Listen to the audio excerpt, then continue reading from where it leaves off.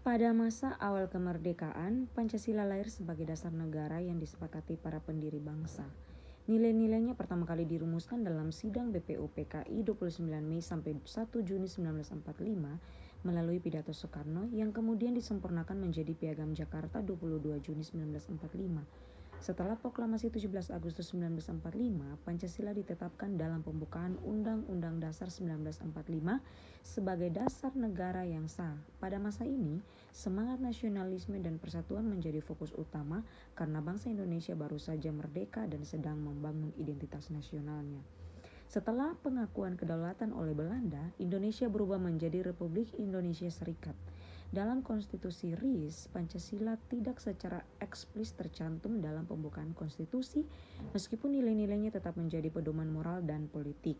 Sistem federal ini menimbulkan ketegangan dan tidak sesuai dengan semangat persatuan bangsa. Karena itu, pada 1950, Indonesia kembali menjadi Negara Kesatuan Republik Indonesia dengan Undang-Undang Sementara 1950 yang tetap menjiwai semangat Pancasila meskipun tidak disebut langsung dalam teksnya.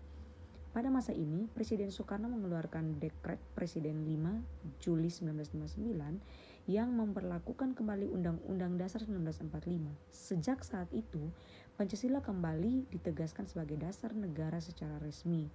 Namun dalam praktiknya, penafsiran terhadap Pancasila cenderung terpusat pada ide nasakom atau nasionalisme, agama, dan komunisme yang menjadi alat politik Soekarno untuk menyatukan kekuatan bangsa.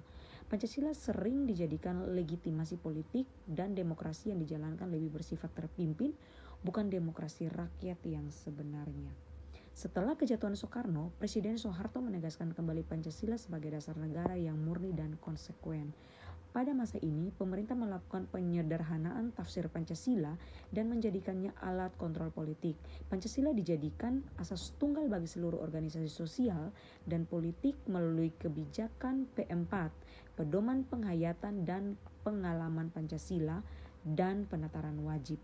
Meski secara formal nilai-nilai Pancasila diajarkan luas, dalam praktiknya Pancasila banyak terjadi penyimpangan. Otoritarisme, KKN, korupsi, kolusi, nepotisme, dan pembatasan kebebasan politik yang justru bertentangan dengan nilai-nilai Pancasila itu sendiri.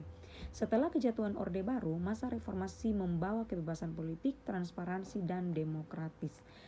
Pancasila tetap menjadi dasar negara, namun tantangannya berubah. Bagaimana menghidupkan kembali nilai-nilai Pancasila dalam praktik kehidupan sosial yang bebas dan terbuka? Upaya dilakukan melalui revitalisasi Pancasila seperti pembentukan Badan Pembinaan Ideologi Pancasila dan pendidikan karakteristik berbasis nilai-nilai Pancasila di sekolah maupun masyarakat. Kini, Pancasila diharapkan menjadi panduan moral dan etika bangsa dalam menghadapi globalisasi, intoleransi, dan disinformasi digital.